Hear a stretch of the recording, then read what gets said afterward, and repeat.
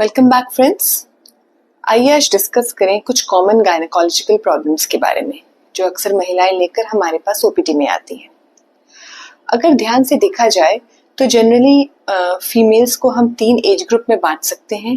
उनकी प्रॉब्लम्स बहुत ही as specific होती हैं, जैसे कि एक टीनेज ग्रुप, एक रिप्रोडक्टिव एज ग्रुप और एक आपका menopausal age group, post menopausal और पेरीमेनोपॉजल।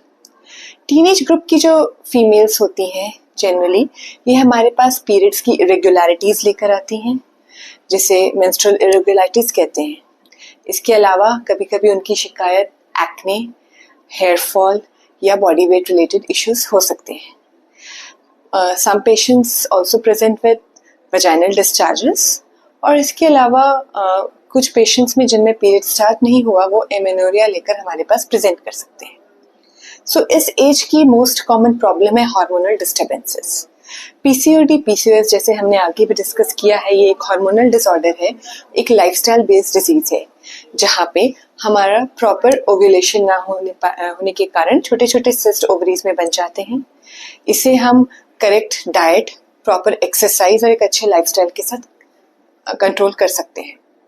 वजाइनल डिस्चार्ज की अगर हम बात करें तो ये टीनेज और रिप्रोडक्टिव एज दोनों में ही कॉमन है। रिप्रोडक्टिव एज में मेनली डिस्चार्ज भी 2-3 तरह के हो सकते हैं।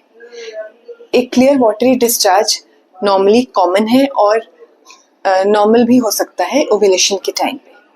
अगर आपको कर्डी वाइट मिल्की डिस्चार्ज हो रहा है तो जनरली एक फंगल इन्फेक्शन या मोनीलियल इन्फेक्शन की वजह से हो सकता है, इसलिए अपने गायनेकोलॉजिस्ट को कंटेन करके आपको इसे दिखाना पड़ेगा। अगर बात करें रिप्रोडक्टिव एज ग्रुप की तो इनमें डिफरेंट टाइप्स ऑफ प्रॉब्लम जो कॉमन है वो है वजाइनल डिस्चार्जेस, जो कि वाटरी, मिल्की वाइट या पुरुलेंट हो सकता है अलग अलग कारणों की वजह से। इनफर्टिलिटी, एबनॉर्मल मेंस्ट्रुअल डिसऑर्डर्स या फिर सीवियर डिस्मेनोरिया, एंडोमेट्रियोसिस की वजह से ये सारे कॉमन प्रॉब्लम्स लेके आ सकते हैं। वजाइनल डिस्चार्ज की अगर बात करें तो एक वाटरी डिस्चार्ज रिप्रोडक्टिव लाइफ में कॉमन हो सकता है, जो ओव्यूलेशन के टाइम पे ज़्यादा बढ़ जाता है मिड साइक्लिकली। अगर आपको मिल्की वाइट कर्डी डिस्चार्ज हो रहा है तो आपको मोनीलियल या फंगल इन्फेक्शन हो सकता है, जिसका ट्रीटमेंट आपको अपने गायनेकोलॉजिस्ट को विजिट करके लेना होगा। पुरुलेंट डिस्चार्ज भी हो सकता है कभी कभी अगर आपको बैक्टीरियल या गोनोकोकल इन्फेक्शन हुआ है। सेक्सुअली ट्रांसमिटेड डिजीजेस में भी हो सकता है। A very common thing nowadays has become infertility, संतानहीनता। ये आजकल बहुत ही कॉमन हो गया है और इसके लिए आपको एंशियसनेस ना दिखाकर प्रॉपर एक इवैल्यूएशन और अपने पार्टनर को लेके चेकअप की जरूरत है। इसमें मेल और फीमेल दोनों ही पार्टनर्स का चेकअप जरूरी है। आपको आगे कारण खोजना होगा कि क्यों इनफर्टिलिटी हो रही है।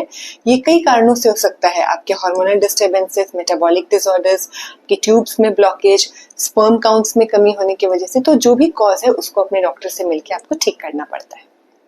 अगर बात करें एबनॉर्मल यूटेराइन ब्लीडिंग की, AUB जिसे कहते हैं, तो ये मल्टीपल कॉजेज से हो सकता है। जो कॉमनेस्ट कॉज इनमें है fibroids, which has become very common nowadays.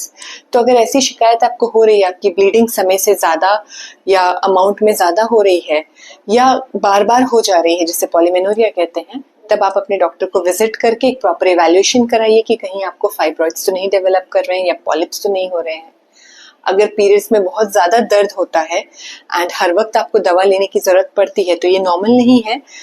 कभी कभी दवाई इज ओके, बट अगर हर पीरियड ही पेनफुल है, बहुत ज़्यादा बर्दाश्त करना पड़ रहा है, तो you need to do a proper evaluation. आपको एंडोमेट्रियोसिस हो सकता है, जिसमें आपके यूट्रस के अंदर की लाइनिंग बाहर भी डिपॉजिट हो जाती है और हर माहवारी के साइकिल में आपको दर्द और तकलीफ देती है। इसका इलाज पूर्णतः संभव है, इसलिए अपने गायनेकोलॉजिस्ट को ज़रूर विजिट करें। अगर बात करें पोस्ट मेनोपॉजल एज की तो जनरली इस एज में जो मोस्ट कॉमन प्रॉब्लम्स होती है वो है पोस्ट मेनोपॉजल सिम्टम्स की। इंसान का स्वभाव मिजाज बदलने लगता है, चिड़चिड़ापन आ जाता है, हॉट फ्लशेस, अचानक हाथ पैर में गर्मी फेंकने लगते हैं, vaginal irritation, burning, body pain. अगर आपको ये सब सिम्टम्स हो रहे हैं तो definitely visit your doctor and take a proper treatment.